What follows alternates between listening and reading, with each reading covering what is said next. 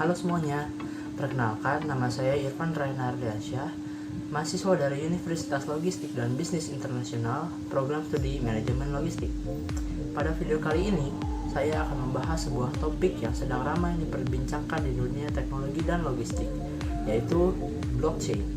Kita akan mengenal apa itu blockchain, bagaimana cara kerjanya, serta bagaimana teknologi ini mulai diterapkan dalam bidang logistik. Oke, mari kita mulai dari pertanyaan paling dasar. Apa itu blockchain? Secara sederhana, blockchain adalah teknologi penyimpanan data dalam bentuk rantai blok digital yang saling terhubung satu sama lain.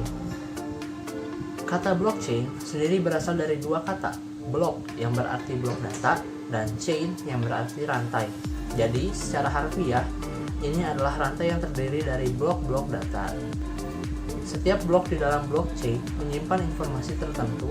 Informasi ini bisa berupa data transaksi seperti pengiriman uang, pencatatan kontrak, atau bahkan data logistik seperti lokasi barang atau waktu pengiriman. Nah, yang membuat blockchain berbeda dari database biasa adalah sifatnya yang terdesentralisasi. Artinya, data tidak disimpan dalam satu tempat saja seperti server pusat, melainkan tersebar di seluruh banyak komputer atau node di seluruh dunia. Setiap komputer atau node ini menyimpan salinan data yang sama. Kelebihannya transparan dan sulit dimanipulasi. Kalau ada satu orang yang ingin mengubah data di dalam satu blok, maka perubahan itu tidak akan dianggap valid oleh jaringan, kecuali mayoritas komputer dalam jaringan menyetujuinya. Proses ini menjadikan blockchain sangat aman dan anti rusak. Bayangkan, seperti buku kas bersama. Setiap kali ada transaksi, semua orang di dalam jaringan mencatat hal yang sama di buku kas mereka. Kalau ada satu orang yang mencatat jumlah yang berbeda, maka semua orang akan langsung tahu karena catatan mereka tidak cocok. Jadi, secara garis besar, blockchain adalah cara baru untuk mencatat dan menyimpan informasi dengan aman, transparan, dan tanpa perantara. Oke, sekarang kita masuk ke pertanyaan berikutnya. Bagaimana sih cara kerja blockchain itu sendiri? Kita bisa ilustrasikan seperti ini. Bayangkan ada seseorang yang ingin mengirimkan data atau melakukan transaksi. Misalnya, dalam dunia logistik, sebuah perusahaan ingin mencatat bahwa barang sudah dikirim dari gudang A ke pelabuhan B. Nah, langkah pertama, informasi transaksi tersebut dikirim ke jaringan blockchain. Nah, jaringan ini terdiri dari banyak komputer yang tersebar di berbagai tempat. Komputer-komputer inilah yang disebut node. Setelah itu, komputer-komputer tersebut akan memverifikasi transaksi. Mereka mengecek apakah data ini valid, apakah pengirimnya memiliki hak atau izin, apakah tidak ada manipulasi data. Jika transaksi dianggap valid, maka informasi itu akan dikumpulkan bersama transaksi lainnya dan dimasukkan ke dalam satu blok baru. Kemudian, blok tersebut diberi kode unik yang disebut hash. Hash ini seperti sidik jari digital.